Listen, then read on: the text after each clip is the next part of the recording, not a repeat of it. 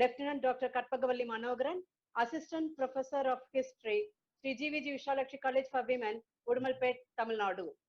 I'm extremely happy and hope this international webinar will be a great success, not only as an opportunity to share the knowledge, but it also the beginning of a long and fruitful relationship of an academicians. Our today's resource person, Dr.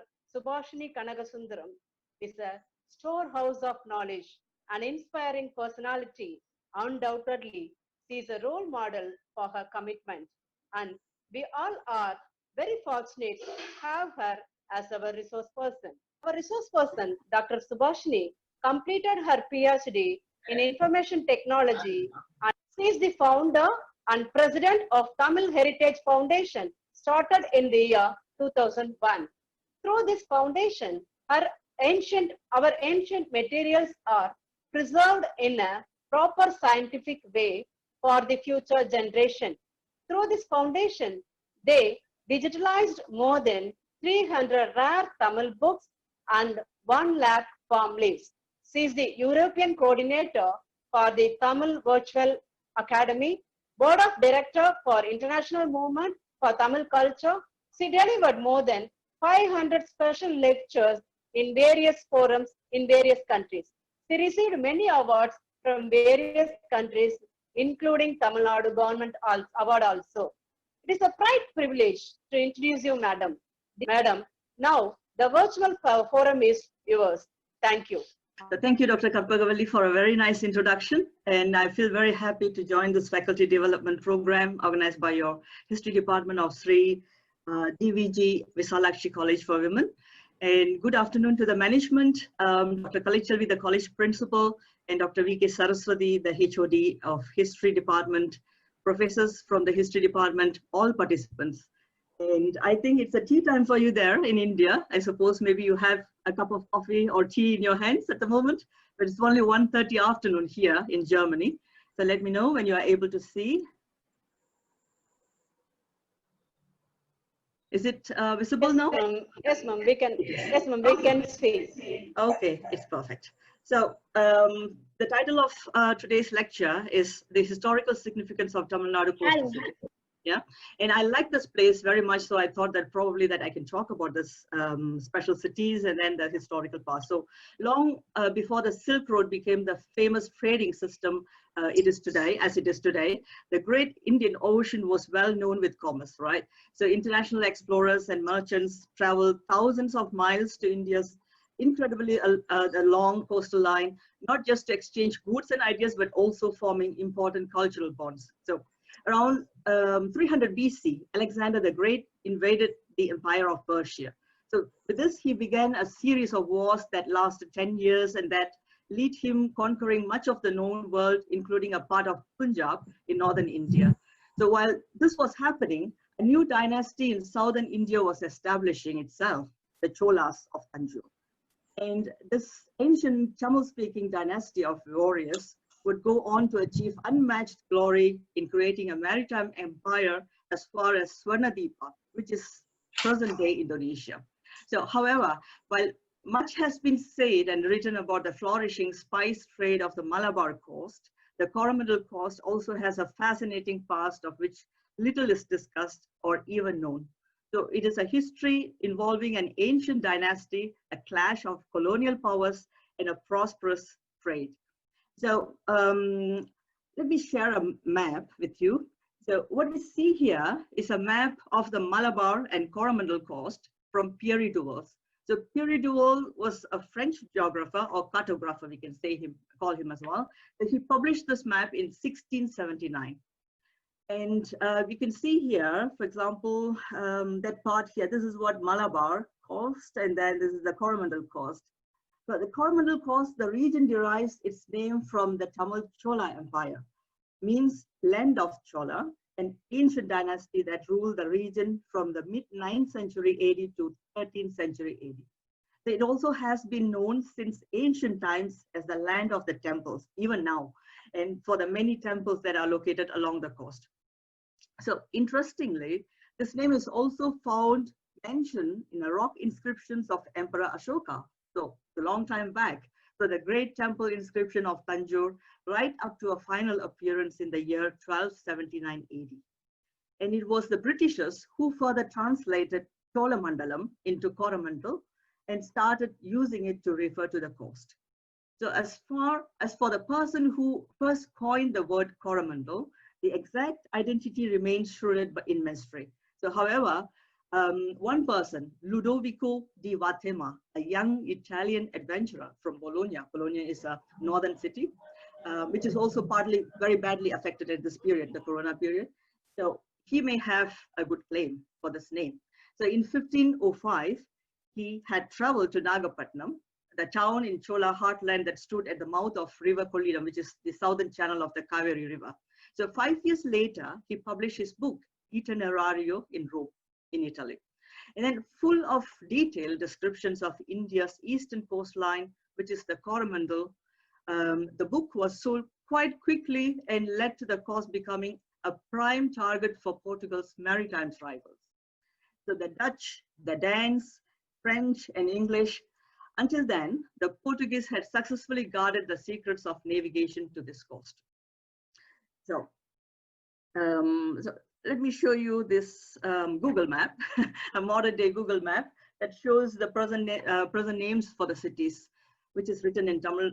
So probably I can read it as well. So Paraverkadu, which is Pulikat, Mylapore, Sadurangapattinam, in English is called Sadras, Mamalapuram, Mahabalipuram, Arikamedu, Kaveri Pumpattinam, Nagapattinam, Aragankulam, Periyapattinam, Kurtai. So all these are cities that we are subject for today's topic or discussion.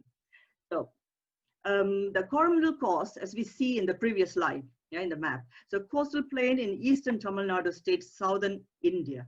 So extending over an area of about 8,800 square miles, which is 22,800 square kilometer, and it is bounded by the Bay of Bengal to the east and the Kaveri Delta to the south.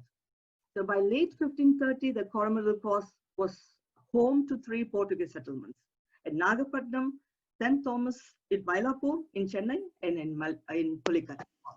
And in the 17th and 18th centuries, the Coromandel coast was the scene of rivalries among European powers for control of the India trade. So the British established themselves at Fort St. George, which is Madras, in Musulipatnam. The Dutch, on the other hand, at Pulikat, Sadras, and Kovalam, and the French at the Pondicherry, Karaikal, and another place called Nizampatnam, which I'm not quite familiar of, and the Danish in Dansburg in Tarangambadi, which I have visited there as well.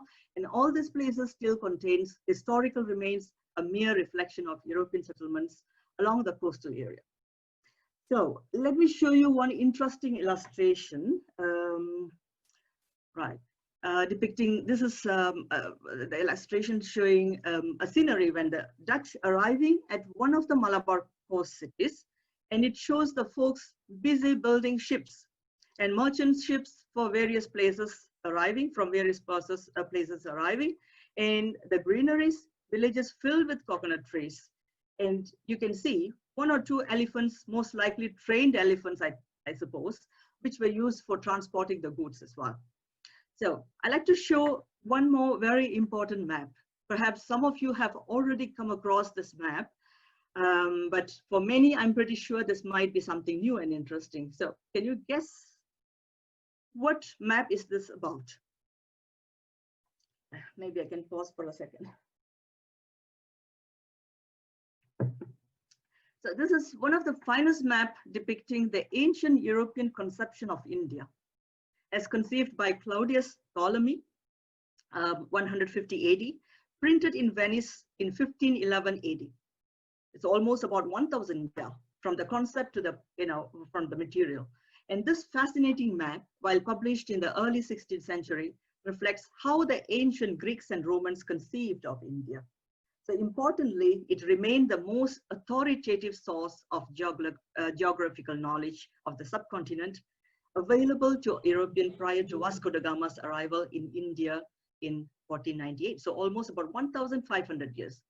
And then this map was devised by the Italian cartographer Bernardo Silvanus and was printed in Venice in 1511. So Venice is one of the most important city, I would say, tourist spot as well in Italy. So, however, it's based on the work of Claudius Ptolemy, a Greco-Egyptian geographer, living in the 2nd century AD in Alexandria, Egypt, which was then part of the Roman Empire. So while the India depicted on the map is at first unfamiliar to the modern eye, because nobody can recognize this now, right? So once one becomes immersed in its details, the map comes alive. And the map features a roughly accurate sequence of the main ports of India as they appear along the coastline. Probably I can just point to you some locations here. So here is somewhere called Kumari, and then you can see Madurai as well, marked over here. And of course, in the ancient Latin, words and names and references. Okay, and the Roman and Greek traders frequented the ancient Tamil country. So they traveled frequently, and the present-day southern India and Sri Lanka, both these places are really, heavy target for them.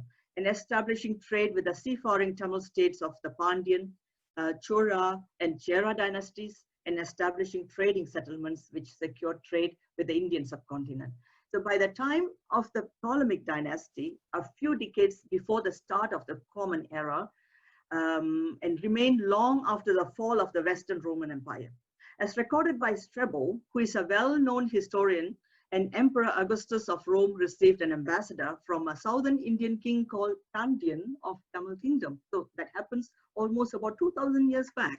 And it is interesting to note that the country of the Pandyas, Pandya Mandala, was described as Pandyan Mediterraneana in the Periplus and Madura Regia Pandyan of Ptolemy. So Madurai is also called as Modura. So that's interesting, isn't it? And so I want to show you one more picture.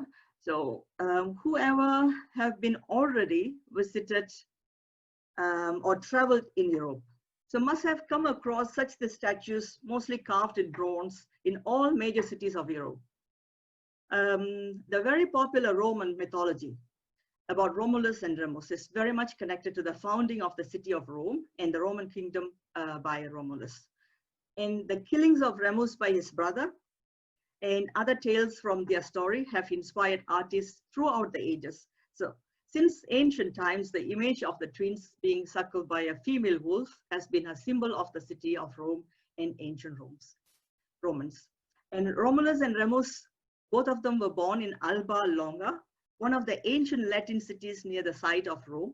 And their mother, Rhea Silvia, is the daughter of the former king.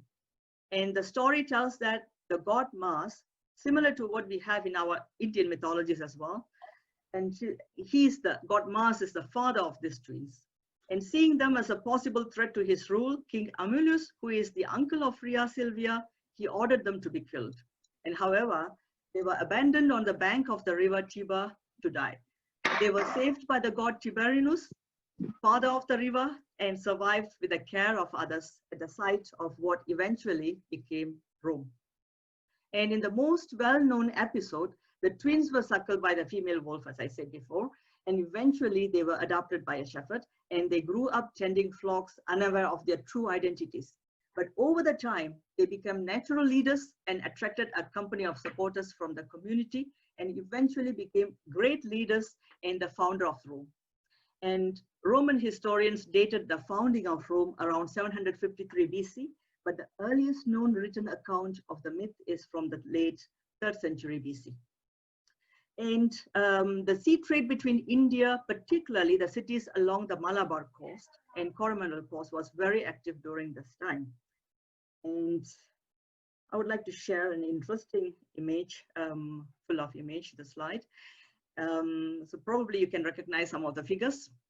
Julius Caesar, his face is not here. So Julius Caesar is a very popular Roman statesman and a general who played a critical role in the demise of the Roman Republic and the rise of the Roman Empire. So he was not only a ruler, but very popular as a historian and author of Latin prose. And Augustus, the figure in the middle that you can see here, he's a great nephew and adopted son of Julius Caesar, became de facto emperor as a result of the first settlement between himself and the Roman Senate. And he reigned 27 BC to 14 AD, about 40 years in office until his death, when he was age 75 due to natural causes. And his successor, Tiberius I'm pointing here, and natural son of Livia Drusilla, August's third wife, by a previous marriage. And he was in power from 1480 to 37 AD, about 22 years.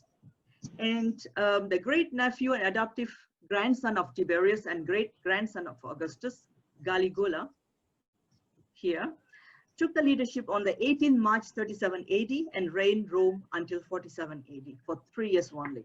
Very short period indeed. And he was assassinated in a conspiracy involving senators and Praetorian guards and died at the age of 28. And Claudius came to power and reigned for 13 years until 13 October 54 AD and died at the age of 63. And probably poisoned by one of his wife, and it's a political issue, right? In favor of his son Nero, or could also be possibly natural cause, we can say. And Nero came in power, first in the last image here, and came to power in 54 AD after demise of his father Claudius, and reigned Rome for 13 years until 9th June 68 AD, when he was only at the age of 30. Committed suicide after being declared a public enemy by the state. In Tamil people, we used to say that, even, you know, I recognize this term as well. So, Rome Nagaram Patri Erigayil Avan Bidil Vasithan. Nero Mannan Bidil Vasithan. Now, so this is a quite popular prose that we used to see, right? So, and just to continue, so Roman emperors, they ruled over the imperial Roman Empire, starting with Augustus from 27 BC and continuing in the Western Roman Empire until the late 5th century AD, and in the Eastern Roman Empire up to the mid 15th century AD. And this is the very prosperous time for the trade exercise between Tamil land and Rome. And the Indian Ocean was very frequently visited by merchants and traders, and Tamil merchants travel along in the sea. And the records of Roman historians are showing the presence of Tamil merchants, and ambassadors from the Tamil land visited the Rome emperor and brought very expensive gifts back from the Tamil kings as a gift and a symbol of friendship between both countries. And when the traders visited the Tamil land, they were not leaving the country immediately, and they have to stay for some long period. And let me show you one more figure as well. So they learned Tamil language seriously indeed. Though we could not find any such physical records from the ancient time, which is, you know, 2000 years or something like that, but there are numerous books that shows the attempts by various European travelers who invested serious interest to learn Tamil language. And 15th century is very special in this case. And the missionaries traveled to Tamil Nadu with the traders and started establishing churches along the coastal land. And even now, we can see many Catholic or Lutheran or Protestant or different schools of, you know, Christian church buildings along the major coastal cities such as Paravirkadu, St. Thomas, Madras, and Sadras, Kadalur, Trankubar, which is Tarangambadi, Pondicherry, Karaikal, Nagapatnam, Thoothukudi, as well as in Kumari. And this is a screenshot from a famous book authored by Philip Baldius. And the title of the book is indeed very long. And a description of East India coast of Malabar and Coromandel with their adjacent kingdoms and provinces, and of the empire of Ceylon and of the idolatry of the pagans in the East Indies. But it is not common for now, right? Because normally the book titles are very short at this moment. But, you know, in the past, almost about 400 or 500 years back, the titles are quite long, and this is one example of it. And in my other lectures, which can be also found in our Tamil Heritage Foundation YouTube channel, I have mentioned about many such attempts by Dutch, German, British, French, Italian government. So these are all evidences showing how it took after now in early AD, as well as again after. And the important point to note here is the entry point of this visit has been the coastal cities of Tamil Nadu, right? So, and what we are seeing here is a very ancient called a Poitinger map, drawn in 1265 by a monk from Colmar, present-day French city. So bordering to Germany as well. And this map is made up of 11 parchment scrolls. And this document describing the whole world as it was known in antiquity. And the map seems to be indicating some maritime or river ways without clearly marking their departure or arrival destinations. Yeah? So the brown lines that you can see. Yeah. So, and at present, this Poitinger map is conserved at the Austrian National Library. I visited this library in person, and it was a very exciting moment to see the map directly. And a section of this map shows Tamil Nadu that consists of present-day Kerala, Karnataka, and Andhra Pradesh. But I have only, enlarged that section, which is showing the Tamil Nadu and Kerala part. And interestingly, you can see as well a temple here called Temple Augustus. And seems like this is a temple built for the Emperor Augustus, Roman Emperor in India. But now it's no evidence of showing that if we can find any remains from any of the archaeological excavation. But I think that this should be as well conducted in the near future. Yeah. And another historically important document that records the Indo-Roman trade activity is the Periplus of the Erythraean Sea. It is a Greco-Roman sea trade guide written in an ancient Greek that describes navigation and trading opportunities from Roman Egyptian ports along the coast of the Red Sea that you can see from here. Okay, and then including the modern city of Sindh region of Pakistan. Yeah, so here, and then southwestern regions of India. While the author is unknown, it is clearly a first-hand description by someone familiar with the area and is nearly unique in providing accurate insights into what the ancient trade world knew about the lands around the Indian Ocean. And the lost port of city of Muziris, present-day Pattanam, in the Chera kingdom, as well as the early Pandyan kingdom are mentioned in the Periplus as a major centers of trade, pepper and other spices, metalwork and semi-precious stones between Damrika and the Roman Empire. So Damrika is nothing but Tamil Nadu in the ancient records. And the next slide. So what we see here is the Muziris papyrus. I think many of the historians knows about this document, and historians consider this as an important document that provides unique details about the trade between Roman Egypt and India. And it was purchased in 1980 for the Austrian National Library and first published in 1985 and has been much discussed since then. And most likely it is written by a merchant lived in the Middle Egypt in the 2nd century AD. And it's basically a legal contract document. It's interesting, right? And the first text is part of the contract, a contract written in a papyrus. So this is what the magic about. And the contract is between a merchant and a financier, and who was apparently based in Alexandria. Alexandria is a city in Egypt. And this contract accompanied a separate contract between them for a maritime loan to Muziris, which is now present-day Pattanam in Kerala. And Muziris is already mentioned in the previous slides, right? And is a port in the Malabar region and was visited by large ships from Egypt to acquire pepper and a cinnamon-like plant whose leaves were pressed to make a perfume, and also pearls, ivory, silk, and gemstones. And the financier will have made the maritime loan or perhaps loans to the merchant to finance the round trip from Alexandria to Muziris and then back, including purchase of an outward cargo and then return cargo and all the transport cost of the trip, right? And I had the opportunity to visit Vienna. So this is me indeed, in the capital of Austria 2 years back. And I made the point to visit the National Library and had the chance to see the precious document there with my naked eyes. It was so interesting indeed, I would say. So nearly 200 years, so Tamil Nadu, particularly the Coromandel coast, was very active and well known worldwide for its trade and attracted people from various parts. And Europeans, the Arabs, traders from China, Africa, Southeast Asia they were visiting the cities, and we can still see all the historical remains at present day. And let me show you this. The picture here. The picture here shows the historical landmark in Paravirkadu. The one in the left-hand side is the Paravirkadus, or we call it Pulikat, It's a historic seashore town in Tiruvallur district of Tamil Nadu state. So in my recent trip to India, I visited the city and discovered interesting monuments, among them a 500 years old church and a Dutch settlement and Dutch cemetery with interesting bas reliefs.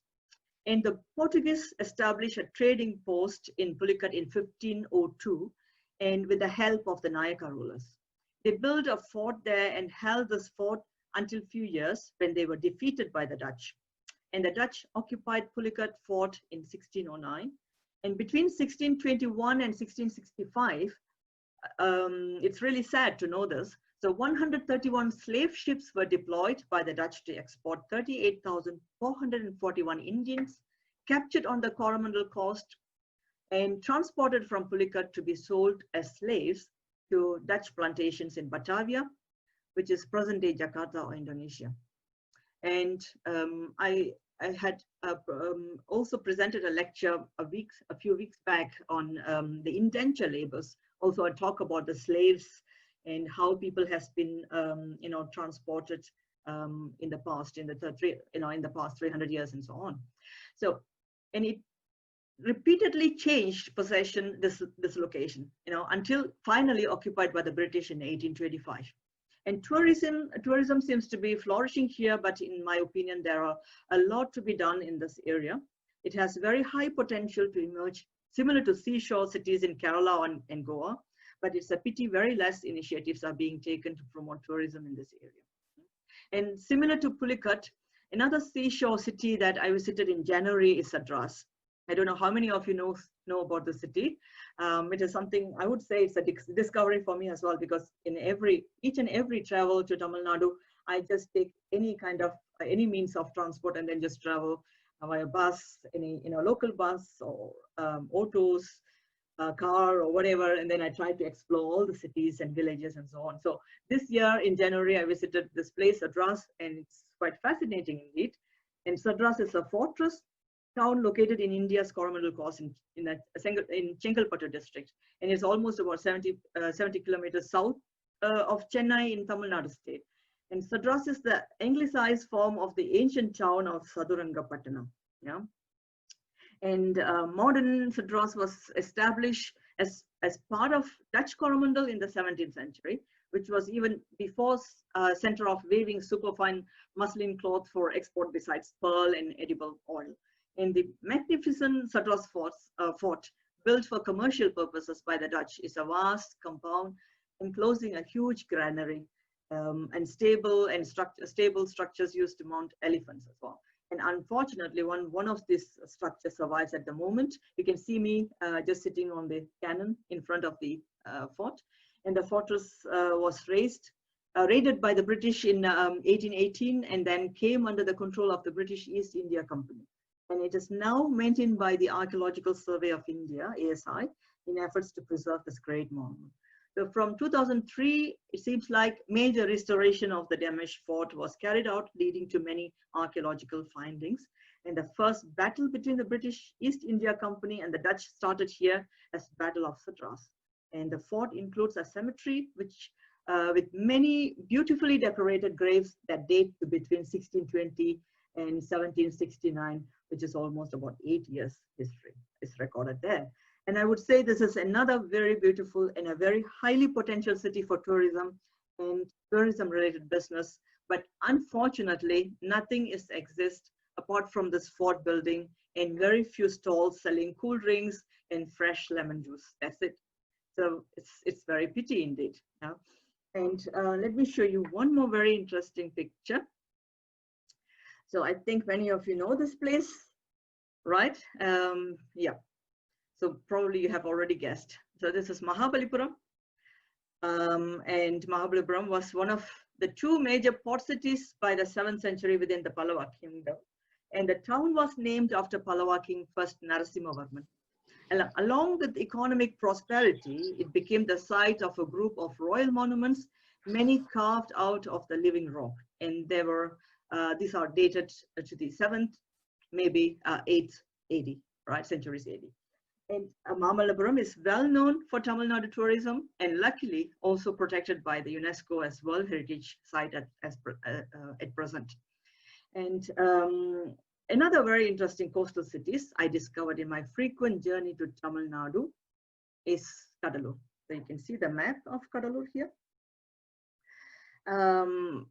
So a city with that brings wealth for its fishing industries, right? Probably some of you are from this place. I'm not quite sure. So Kadalur town is first rose as to prominence during the reign of Pallavas and medieval Cholas. And after the fall of Cholas, the town was ruled by various dynasties like Pandyas, Vijayanagara Empire, Madurai Nayakar, and Tanjavur Nayakas, Tanjavur Marathas as well, Tipu Sultan, French, and also British Empire. And the Battle of Kadalur in, I think if not mistaken, 1758, between French and British is an important event in Indian history. And the garden house with its typical later medieval architecture still remained there, was the official residence of the Kadalur district collector then, Robert Clive. And the Pichavaram, which is 57 kilometers from Kadalur, a world-renowned mangrove forest. It's really beautiful. I took a boat trip as well and enjoyed the trip for almost about 2 hours. And it's a puzzle to me why this beautiful city is still unknown to many tourists all around the world. And I would only blame the authorities for not taking initiatives to promote tourism and tourism-related business and promotion activities to welcome foreign tourists to this beautiful city. And we can, keep listing many such coastal cities.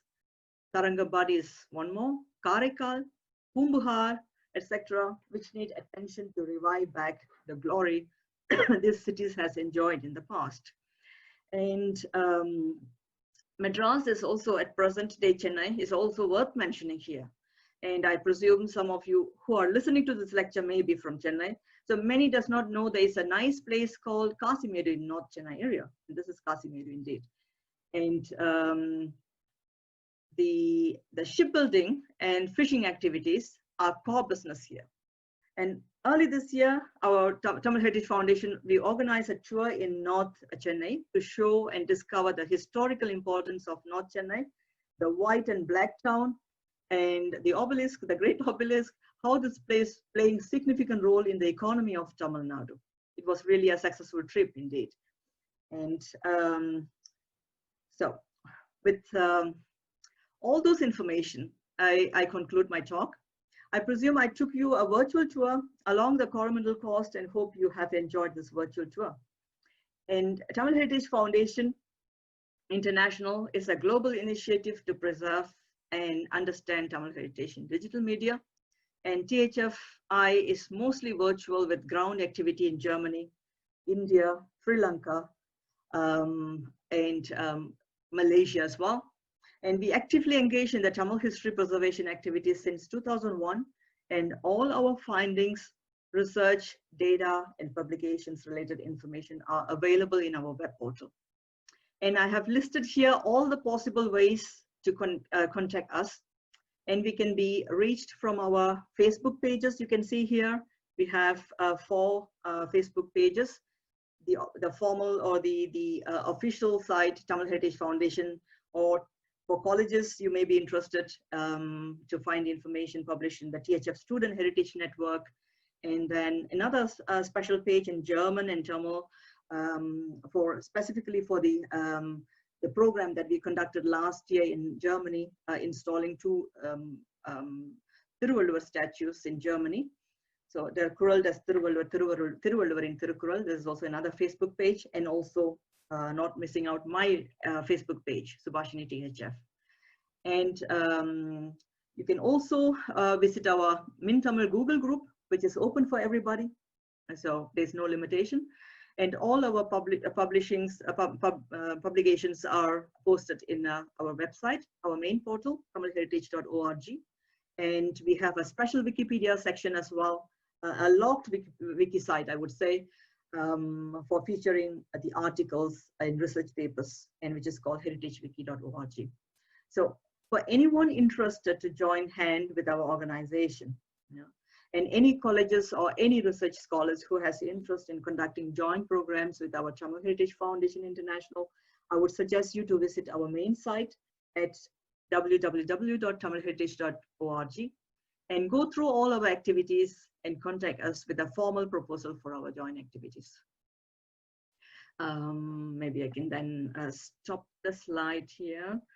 And please take note also that we are not a funding organization. This is what is important to mention this. So we are not a funding organization and only will support in the research field by providing resources and digital research materials and networking between scholars worldwide. So I stop here. So if you have any questions, I can try answering your questions. And I would like to say, stay safe and stay healthy and take care of yourself and your family. And I wish you all the very best in all your research activities. Thank you.